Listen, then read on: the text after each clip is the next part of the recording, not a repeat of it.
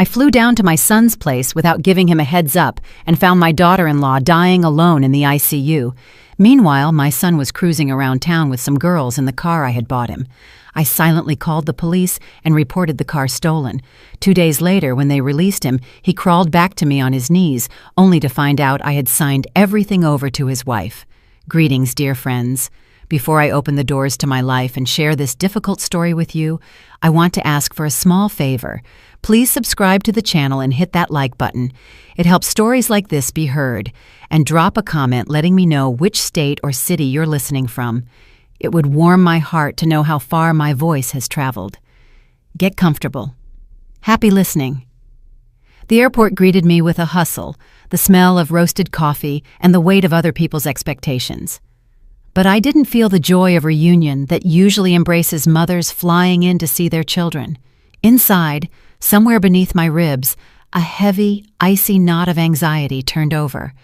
It was this very feeling that forced me, a disciplined woman used to planning everything a month in advance, to drop everything, buy a ticket for the next flight, and fly halfway across the country without a word of warning.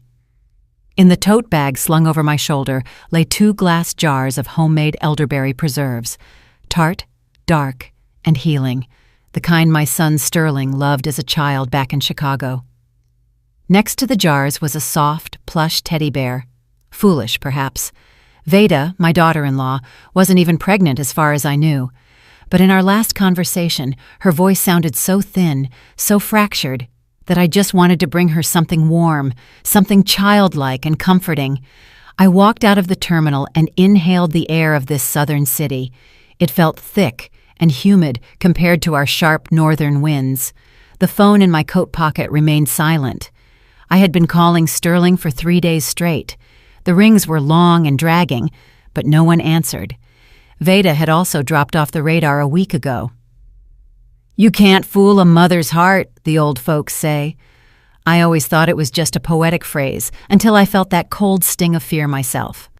The Uber took me to their neighborhood in about 40 minutes. The building I saw through the window looked monumental and secure. A historic brick pre-war structure with high ceilings and a spacious courtyard. I bought this condo for them 3 years ago, right after the wedding. I wanted the young couple to have the head start I never had, so they wouldn't know what it meant to count pennies until payday or live in a damp, cramped apartment. I thought a foundation of brick and money would guarantee their happiness. Lord, how wrong I was. Stepping off the elevator on the 3rd floor, I froze at the door. It was ajar, not wide open, but just enough, as if someone had left in a rush and forgot to pull it shut until it clicked. I pushed the heavy door with my shoulder and stepped inside. A stale, heavy stench hit me instantly. It didn't smell like home or the peach cobbler Veda loved to bake. It smelled like stale tobacco smoke and something sour, like wine that had turned to vinegar. Sterling swore to me he had quit smoking a year ago. "Mama, it's bad for you, and it ain't the style anymore," he'd said with that charming smile of his, the one that could always hustle anything out of me. Boots were scattered in the hallway. One stood upright. The other had been kicked against the coat rack, leaving a scuff mark on the cream-colored wallpaper. I walked into the kitchen, trying to step softly, though I didn't know who I was afraid of waking. A mountain of unwashed dishes towered on the table, alongside dried-up pizza crusts, empty bottles of expensive cognac, and right on the edge, a stack of unpaid utility bills. Pink and white envelopes that no one had even opened. But that wasn't the scariest part. Next to the bills sat a small box of medication, heart drops and blood pressure pills that the doctor had prescribed to Veda 6 months ago. The package was sealed. The layer of dust on it spoke louder than any scream. It hadn't been touched in a long time. "Who are you looking for?" a raspy voice croaked from behind me. I jumped and turned around. A neighbor stood in the doorway, an elderly woman in a faded housecoat, looking at me with a mix of curiosity and pity. "I'm Sterling's mother," I said. My voice was steady, but inside everything was shrinking. "Where are they? Where is Veda?" The neighbor pursed her lips and shook her head. "Oh, honey, I don't know where your Sterling is. Out running the street somewhere, I reckon. The music was booming in here till morning 3 days ago. But your girl, Veda? The ambulance took her. When? I exhaled. 2 or 3 days ago. They carried her out on a stretcher. She didn't look conscious. Thin as a shadow. Nobody's been back since. The apartment's just been sitting open. I was about to call the police. The world tilted. I don't remember walking out of the building. I don't remember hailing a cab. Only one thought pulsed in my head. City General Hospital. That was the nearest trauma center where they took all emergency cases. The ER waiting room smelled of bleach and trouble. People in scrubs flashed before my eyes like white blurs. I, usually composed and polite, plowed through, demanding the admission list. The last name, Jefferson, Veda's married name, was found in the ICU log. The intensive care unit met me with silence, broken only by the rhythmic beeping of machines. They didn't want to let me in, but my presence, the look of a mother who would tear down any wall, forced the nurse to call the doctor. Dr. Dubois came out to meet me, a tall man with tired eyes. He took off his glasses and wiped them on the edge of his coat, studying me. "You the mother?" he asked dryly. "Mother-in-law, where is she? What's wrong with her?" "Pneumonia," he stated clearly. "Bilateral, advanced, but that's half the trouble. The body is exhausted, extreme dehydration and dystrophy. It looks like she hasn't eaten a proper meal in 2 weeks and lay with a fever of 104 for at least 5 days without any help. If the neighbors hadn't called 911 when they heard her fall, we wouldn't be having this conversation." I listened, and every word dropped into my soul like a stone into a well. Didn't eat, didn't drink, lay alone. Where was my son? Where was the husband who took a vow to be there in sickness and in health? "Can I see her?" I asked quietly. "For a minute." "She's in a medically induced coma, on a ventilator." I walked into the room. Veda lay on the high bed, entangled in tubes and wires. Her face was whiter than the pillow. Her cheekbones were so sharp, it looked like they might tear through her skin. She had always been petite, but now she looked transparent. This wasn't just an illness. This was a slow murder by indifference. I couldn't breathe. The air in the room thickened, pressing on my chest. I needed to get out, to inhale the cool outside air before I screamed right there. I nodded to the doctor and, not feeling my legs, walked to the exit. I stopped on the hospital steps. The evening city was lighting up. Cars rushed by. People were hurrying about their business, unaware that a young woman was dying behind these walls. And then I saw him. Screeching tires, a massive SUV flew around the corner. The metallic midnight blue paint sparkled under the streetlights, blinding my eyes. This car, luxurious, powerful, the safest in its class, I had given to Sterling a month ago for his birthday. "For the family, Mama, to drive the future kids around," he had said back then. The windows were rolled down. Deafening club music poured from the cabin, rattling the glass in the hospital windows. My son was behind the wheel.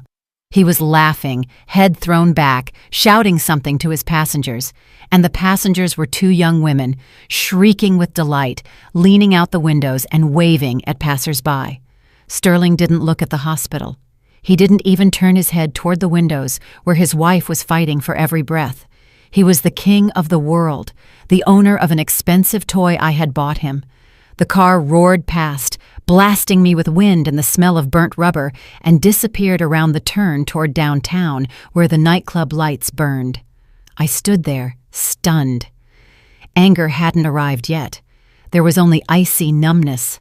My phone vibrated in my pocket. I pulled it out. A message from Sterling lit up the screen, the first one in 3 days. The text read, "Hey Ma, can't talk. I'm at the hospital with Veda right now. It's really serious. The doctors are fighting. I haven't left her side. Pray for us." I stared at the glowing screen, and the letters blurred, but not from tears. The tears evaporated instantly, burned away by a cold heat rising from the very depths of my being. "Pray for us," he wrote. The man who had just sped past his dying wife with loud music and strange women was asking me for prayers. In that moment, something inside me snapped with a loud crack. It wasn't the sound of a broken heart. No, It was the sound of the patient string snapping, the one that had held my blind motherly love for years. I realized that before me was not just an immature boy confused about life. Before me was a monster, calculating, cynical, and absolutely certain of his impunity. I didn't scream. I didn't call him back to vent my rage, to hear his pathetic excuses or drunken laughter. Screaming is the weapon of the weak. Screaming is an admission of pain. And I didn't feel pain. I felt clarity.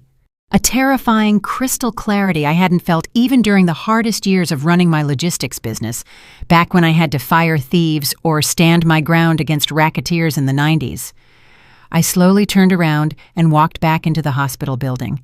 The lobby was quiet, only the coffee machine hummed. I approached the receptionist, a young girl writing something in a logbook. "Miss, may I have some water?" I asked. My voice sounded steady, scarily calm, even to myself. She handed me a plastic cup. I sat on a hard chair in the corner of the waiting room. I needed 10 minutes. 10 minutes to bury my son. The son I remembered, with scraped knees, with his first clumsy drawing for Mother's Day, with his promises to be my rock. That Sterling no longer existed. All that remained was this stranger with my eyes who thought the world revolved around him. I took a sip of water. It was warm and tasted like plastic. The picture came together in my head. The car, that midnight blue Escalade. I bought it, I chose the trim, I paid for the insurance. And thank God, I registered it in my name. Sterling had pouted then, pushed out his lip. "Mama, don't you trust me?" I had joked it off, said insurance was cheaper for a senior citizen. Now that joke was my ace in the hole. He thought the car was an extension of his ego, but on paper, it was my property, which meant he drove it only with my silent consent. Consent that ended the exact second I saw his laughing face in the window. I took out my phone and, without a single muscle twitching in my face, dialed 911. "911, what is your emergency?" a tired dispatcher answered. "Good evening. I want to report a stolen vehicle," I said clearly, making sure every word landed heavy as a gavel. "State your name and the vehicle information." I gave my name, the make of the car, the license plate number. Where and when did the theft occur? I just saw my vehicle, a blue Escalade moving down Martin Luther King Jr. Drive, heading toward the majestic lights of the entertainment district. An unauthorized male is behind the wheel. "Do you know the thief?" I closed my eyes for a second. Veda's face, tangled in tubes, floated before me. "No," I lied. Or maybe I told the truth. Was this person my son? I suspect the driver is under the influence of alcohol. He was driving extremely aggressively, creating hazardous situations. There are passengers in the vehicle. Their lives may be in danger. I ask you to take urgent measures. Copy that. An APB has been issued to patrol units. Please hold. I hung up. The hand holding the phone was absolutely steady. No tremors, no doubts. I had just set the law on my own flesh and blood, and I didn't feel an ounce of regret. But that wasn't enough. The car was just metal. I needed to secure what mattered. I found Eudora's number in my contacts. My old friend, the sharpest attorney in the city, a woman of the old school who didn't ask unnecessary questions when she heard the steel in my voice. It was late, but Eudora answered after the second ring. "Ophelia, are you in town? Why didn't you call?" "Hello, Eudora. I'm here. Listen to me carefully. I need you to start drafting some documents right now, tonight." "What documents, Ophelia? Did something happen? You sound like you're in a board meeting." "Worse, Eudora. Much worse. I need a deed of gift for the condo, the one where Sterling and Veda live." "Got it. Transferring it to Sterling? You finally decided to give him the title?" "No," I cut her off. "Not to Sterling. To Veda." Silence hung on the line. Eudora had known me for 30 years. She knew how I doted on that boy. Such a change of course could only mean a catastrophe. "To Veda," she repeated slowly. "Ophelia, are you sure? That's a serious step. That property is worth a fortune." I have never been more sure, Eudora, and prepare a general power of attorney in my name to handle all matters related to that property. I want the papers ready for signing tomorrow morning. I'll pay double your rate for the rush. I'll get it done. Her voice turned all business. Come to my office at 8 a.m. We said goodbye. I remained sitting in the lobby, staring at the closed doors of the ICU. 20 minutes passed. Time stretched thick as tar. I imagined the patrol car with flashing lights pinning the blue SUV to the curb, how the loud music would die, how the smirk would slide off Sterling's face. My phone rang sharply, slicing through the hospital silence. An unknown local number. Ophelia Vance? The voice was strict, official. Yes, speaking. This is Officer Bradshaw. We've detained a vehicle matching your description on Peachtree Street. Behind the wheel is a citizen, Sterling Vance. He is behaving belligerently and resisting arrest. In the background, I heard noise, a scuffle, my son's distorted shout. You have no right! Call her! That's my mother! She'll explain everything! Ms. Vance, the officer continued, raising his voice to be heard over the noise. The suspect claims he is your son and that you gave him the car. Is this true? If you confirm, we will have to release him with just a citation for DUI. I took a deep breath of the sterile hospital air, imagining Veda lying there behind the wall, alone in the darkness of her coma while he partied. Officer, I said in a tone that held no note of hesitation, my son Sterling is currently in the ICU of City General Hospital. He is sitting by his dying wife's bedside holding her hand. He is praying for her health and hasn't left her side. The man you detained is a liar. I don't know who he is or why he is hiding behind my name. A second of silence hung on the other end. The officer was processing the information. I understand, Ms. Vance. We will proceed with the full extent of the law. Grand theft auto, resisting arrest, fraud. Thank you. Thank you, officer. Do your job. I pressed the button to end the call. The screen went dark. I looked at my reflection in the dark glass of the window. The woman looking back at me was a stranger, but I liked her. She was ready for war. I put the phone in my bag like holstering a revolver after a shot. Inside, the silence still rang, the kind that comes after a deafening explosion. But there was no time for reflection. I had a goal, and that goal lay behind the wall, tangled in wires. The next 48 hours blurred into one endless gray day. I practically moved into the hospital, spoke with the chief of medicine, paid for a private room, and a round-the-clock private nurse. Money, as always, opened doors that remained closed to mere mortals. I sat by Veda's bed, holding her limp hand, and talked. I talked about the weather, about how beautiful the autumn leaves were back north, about the sweet potato pies we would bake when she got better. I filled the silence with words so that death wouldn't dare enter the pause. Sterling sat in a holding cell during this time. I knew this because my phone periodically came alive, lighting up with unknown numbers from the jail. He was using his one phone call, but he wasn't calling a lawyer. He was calling me. I didn't pick up. I imagined him there, furious, not scared. He was probably pacing the cell like a tiger in a cage, telling his cellmates what a monstrous mistake this was. My mama's going to come down here. She's going to tear this place up. I could hear his imaginary voice. He was sure this was just a glitch in the system, a bureaucratic hell from which I, his almighty mama, would pluck him. Once he left a voicemail. I listened to it in the hallway, phone pressed to my ear. "Mama, where are you? Why aren't you answering?" His voice cracked into a squeal. "There's some crazy nonsense happening. The cops say you reported it stolen. Are you out of your mind? Bring the papers for the car and the keys fast and tell them you made a mistake. I'm sitting here with bums. I smell. Mama!"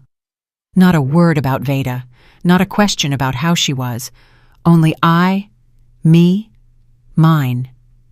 He was sure Veda was silent, that like a loyal dog she was lying at home waiting for him, not daring to complain to her mother-in-law. He didn't know his silent victim was balancing on the edge of life and death, and that her silence was more eloquent than any words. In between shifts at the bedside, I went to the apartment. I needed to find Veda's ID to process the transfer to the private room. The apartment greeted me with the same smell of stagnation and betrayal. I started methodically going through things in their bedroom. In a dresser drawer, under a stack of neatly folded linens, I stumbled upon an old diary in a worn cover. It wasn't just a notebook, it was a chronicle of survival. I opened it at random. Veda's handwriting, usually round and neat, was small and erratic here. March 12th. Sterling asked for money again, said he needed it to maintain his status in front of partners. I gave him the last $400 I saved for the dentist. My tooth hurts unbearably. But he said if he didn't have a new shirt, the deal would fall through and we'd be on the street.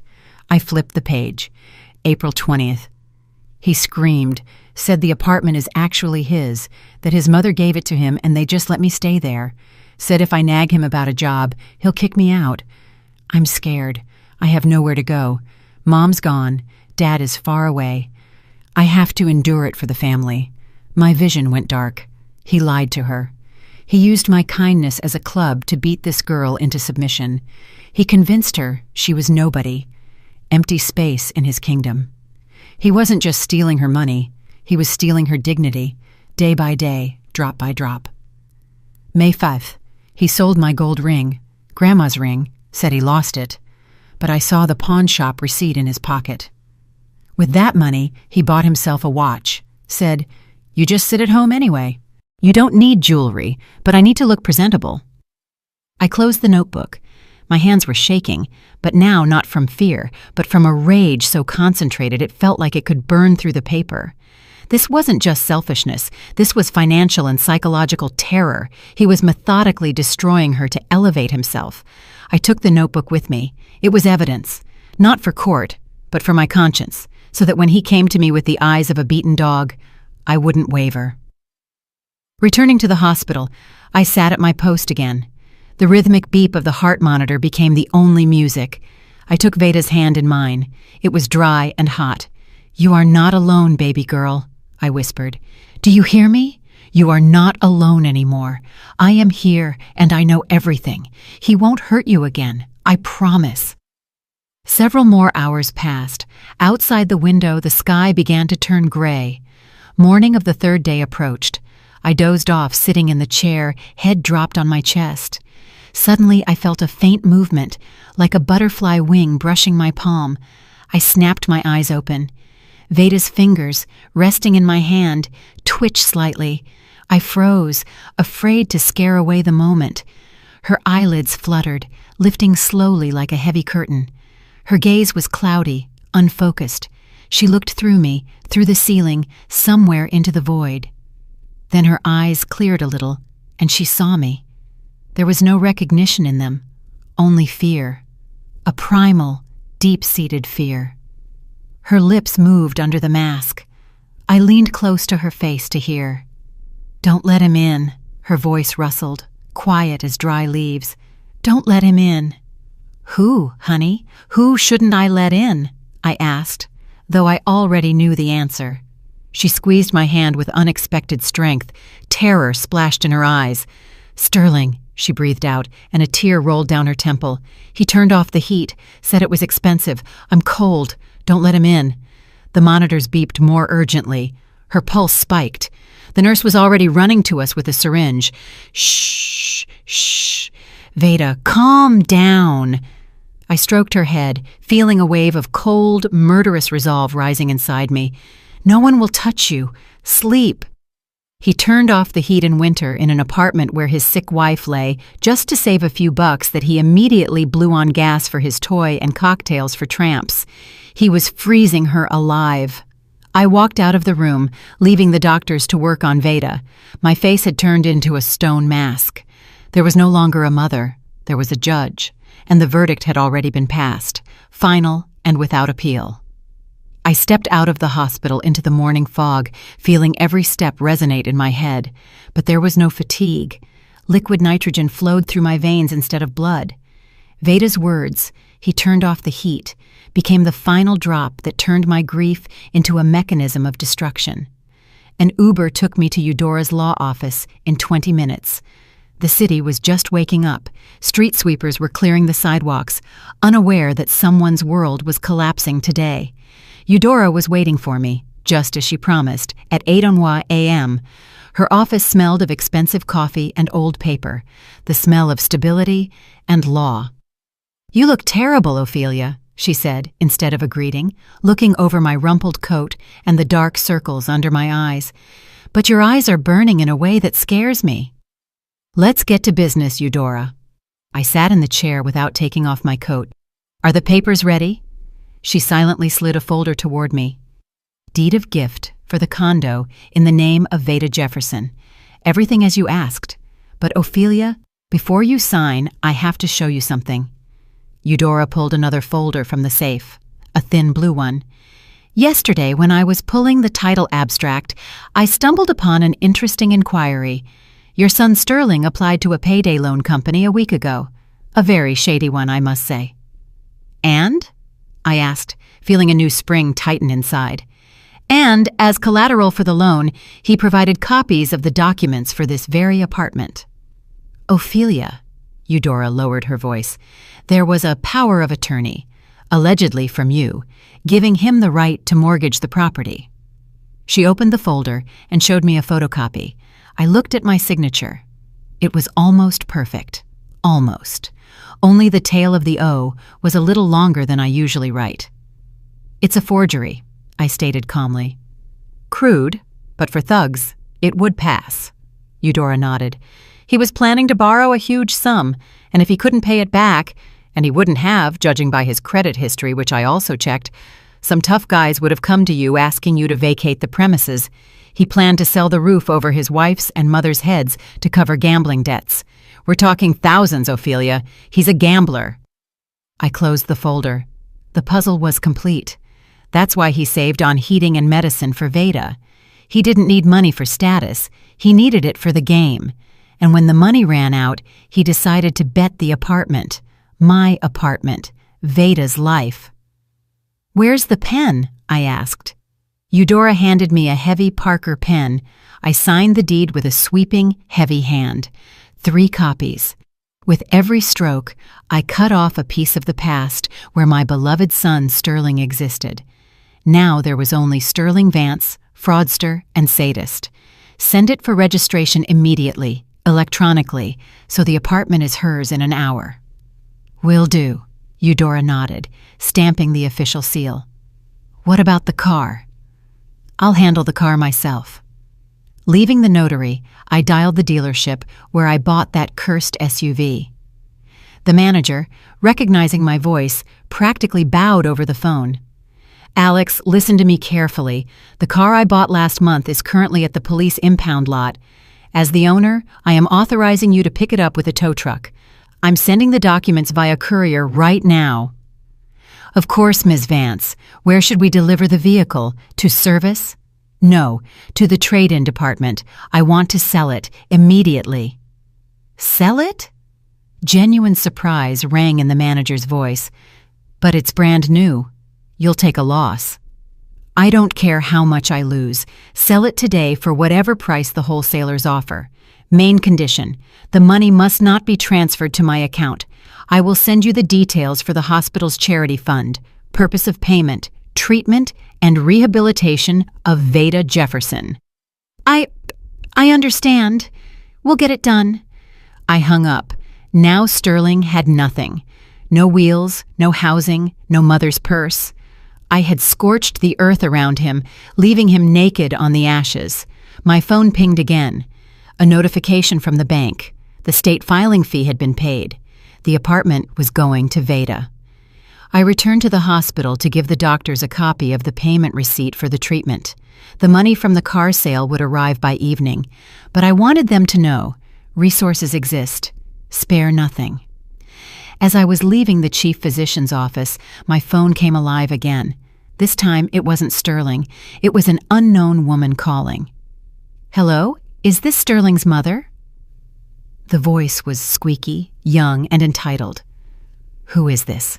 I asked in an icy tone. "This is Candy. I was with Sterling in the car when those pigs arrested us.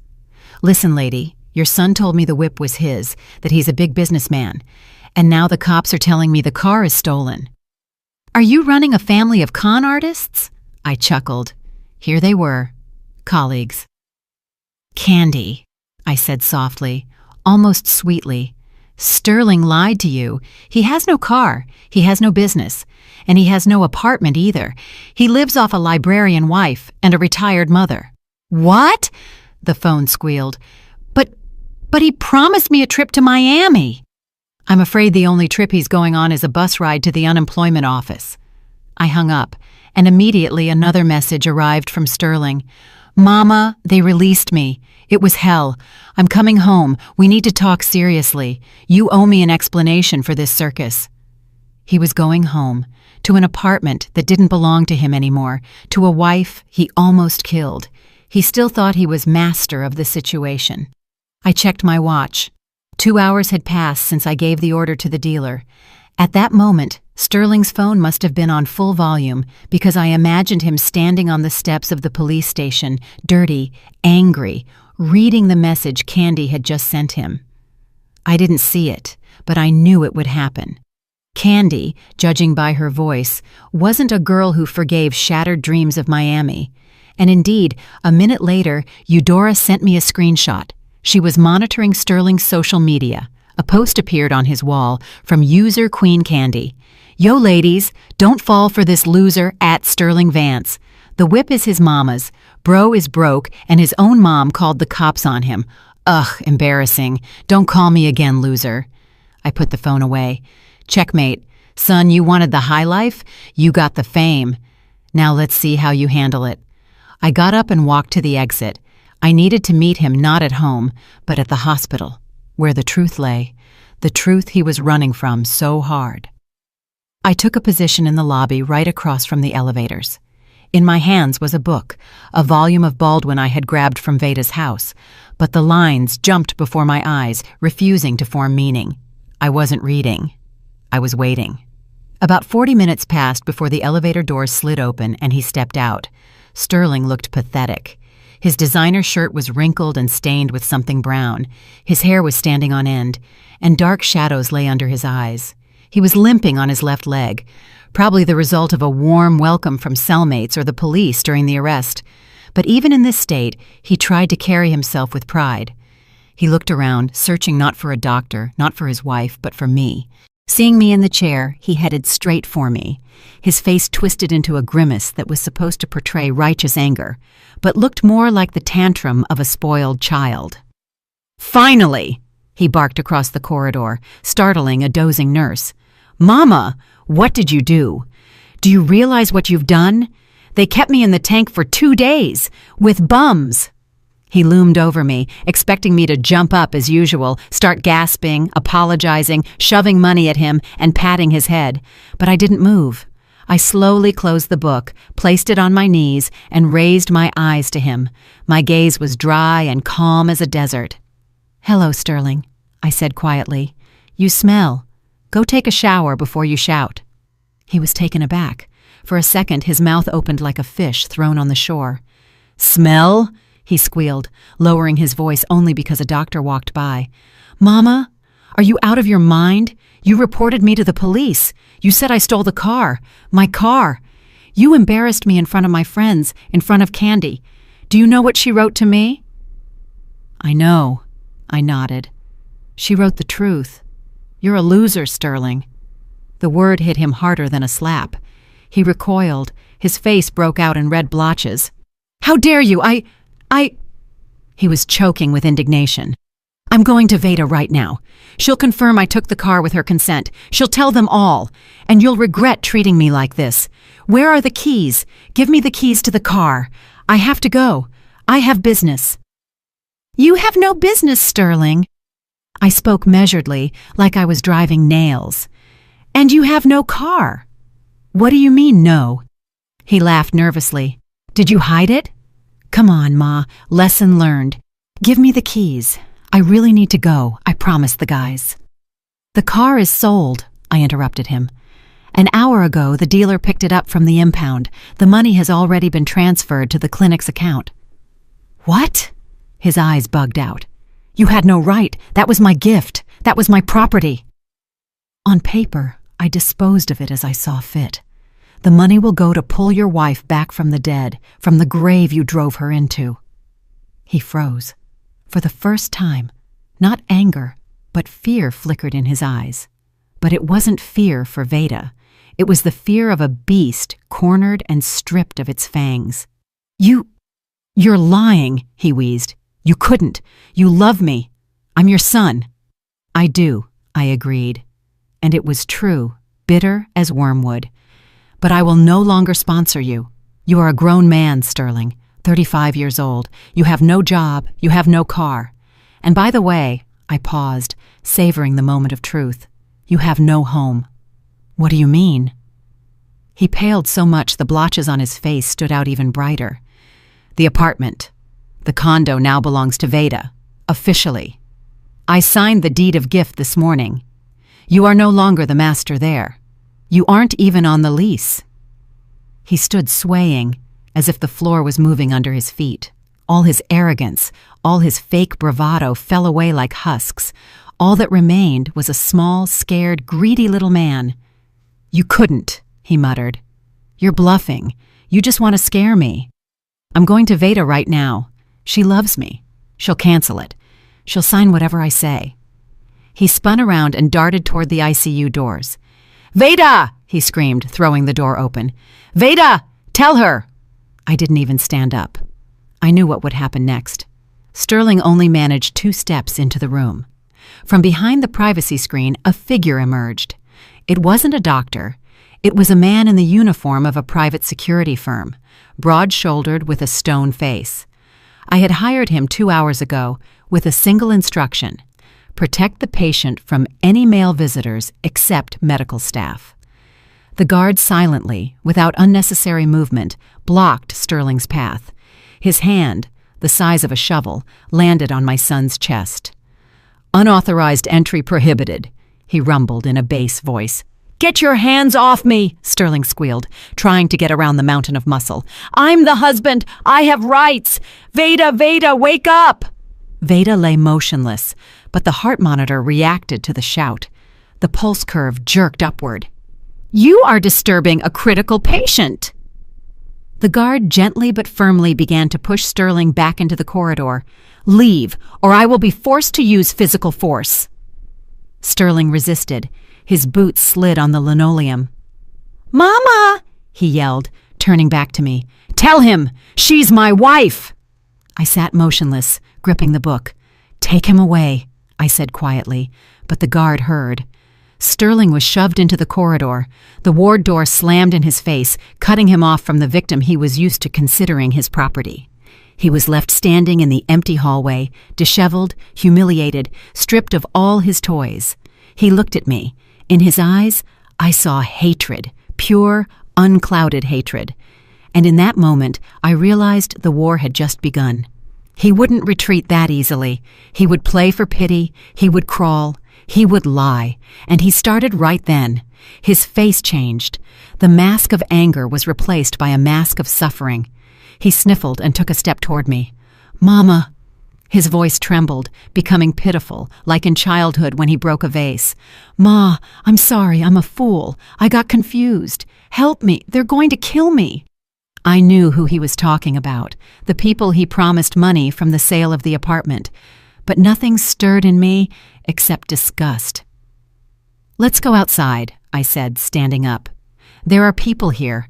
We'll talk where you won't disturb the sick." I headed for the exit, knowing he would follow.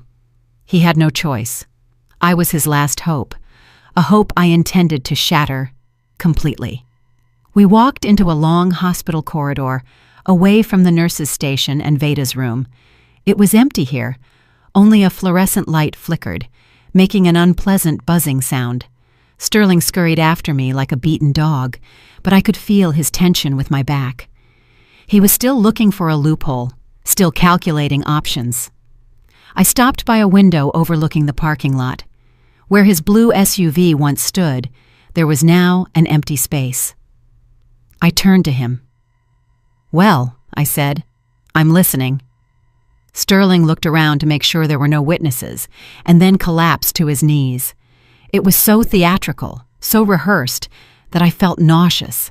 He grabbed the hem of my coat with dirty fingers, looking up into my eyes. "Mama! Mommy, forgive me!" he wailed, and tears flowed down his cheeks. Real or not, I couldn't tell anymore. "I didn't mean to. I'll fix everything. I swear I'll never drive drunk again. I'll find a job, just put everything back how it was. Give the apartment back." He sobbed, wiping his nose on his sleeve. "You don't understand, Ma. I have problems. Serious problems. I owe money. A lot of money. If I don't pay, they won't just beat me up. They'll cripple me. Mama, I'm your son, your blood. Would you let them kill me?" He spoke fast, choking on words, trying to crush me with pity, fear, guilt. "And those girls in the car?" he continued, seeing I was silent. "Just colleagues. We were coming from a corporate party. I was just giving them a ride. I love Veda. I can't live without her. I sat here, prayed. Mama, believe me." I looked down at him, at his shaking hands, at his pathetic posture, and I didn't see a son. I saw a parasite that had been sucking the life out of us for years. "Stand up," I said quietly. "I won't stand up until you forgive me," he howled louder, hoping some staff member would come out and see this scene of the prodigal son's repentance. "Mama, I'll do anything for you. I'll take care of Veda. I'll carry her in my arms. Just don't abandon me. Don't take my home." "Stand up!" My voice whipped him like a slap. He flinched and slowly rose, still sniffling. "You say you are my blood?" I asked, looking him straight in the eye. "Yes, that is true, and it is my greatest shame, my most terrible mistake. I raised you, I gave you everything, but I didn't teach you to be a human being." I opened my bag and took out a folded sheet of paper. It was a copy of the deed with the registrar's stamp that Eudora had forwarded to me. "Look." I unfolded the paper in front of his face. "See this stamp? The apartment is no longer yours and never will be. It belongs to Veda, solely." Sterling stared at the document. His eyes darted across the lines, pupils dilated. But how?" he mumbled. "What if she—" Well, he didn't finish, but I understood. If she dies. That's what he was thinking. If Veda dies, he, as the legal husband, inherits everything. The apartment, the money, the things. He was already burying her in his thoughts and calculating the profit. "Thinking about inheritance?" I asked, and my voice became so cold it felt like the temperature in the corridor dropped 10 degrees. "Don't get your hopes up." I took out a second document. It was a will. My will, which I had rewritten this morning at Eudora's office while waiting for the apartment paperwork. "Read." I pointed a finger at the highlighted paragraph. Sterling read aloud, stumbling. "All my property, movable and immovable, as well as funds in accounts, I bequeath to the Hope for Paws Animal Shelter." He looked up at me, full of genuine horror. You're joking. Cats? Mama, are you crazy? You're giving everything to cats and leaving your own son on the street? "Yes," I answered calmly. "Cats are at least grateful when you feed them, and they don't turn off the heating on the sick. You wouldn't dare." "You wouldn't dare!" he screamed, forgetting the role of the repentant sinner. His face twisted with malice. "I'll contest this. I'll prove you're incompetent, that you're an old senile woman. The court will be on my side. I am the only heir." "Try it," I smirked. "I have a certificate from a psychiatrist. I got it today. I am of sound mind and memory. But you, son, have problems." "What problems?" He sprayed saliva. "Locks," I said simply. "Tonight the apartment will have new locks and a security system. If you try to enter without Veda's invitation, and I'm sure she won't invite you, a squad will arrive, and this time they won't let you out in 2 days." Sterling froze. He realized the scale of the disaster. He had no home, he had no car, he had no money, and he had no future inheritance. "And the debts?" he whispered. And in that whisper was real terror. "Mama, they'll kill me. They really will. Give me at least money to cover the debt. I'll leave. I'll disappear. You won't see me again. Just give me money." "No," I cut him off. "You're a big boy, Sterling. You brewed this tea, now you drink it. Go work. As a loader, a janitor, a cab driver. Oh, wait, you'll lose your license. That means a foot courier. Work it off." You monster," he spat in my face. "You're not a mother, you're a viper. I hate you. I hope you die with your Veda." "Feeling is mutual, son," I said, putting the documents back in my bag. "Now leave. Security is coming." At the end of the hall, 2 guards indeed appeared, likely called by someone disturbed by the noise. Sterling looked at them, then at me. Panic darted in his eyes. "This isn't over," he shouted, backing away. "You'll regret this. I'll find a way. The apartment is mine. Mine!" He turned and ran to the stairs, nearly knocking over a nurse with a tray. I watched him go. I didn't pity him. I pitied the time, the strength, and the love I had wasted growing this weed. But it was too early to relax. He was cornered, and rats in a corner jump at the throat. He didn't just run away. He ran to the apartment. I knew it. He would try to get in before the locks were changed. He would try to carry out everything valuable: appliances, Veda's jewelry, maybe even furniture. I took out my phone and dialed Eudora. "Eudora, he's on his way. Are the locksmiths there?" "They're working, Ophelia. Police are here too. I asked an officer to supervise the process, showed him the property deeds." "Good. He's running there. Warn them. He's furious." "Don't worry." Eudora's voice was calm. "We'll meet him." I hung up and returned to the nurse's station. I needed to make sure Veda was okay after this visit, but a new feeling was already maturing inside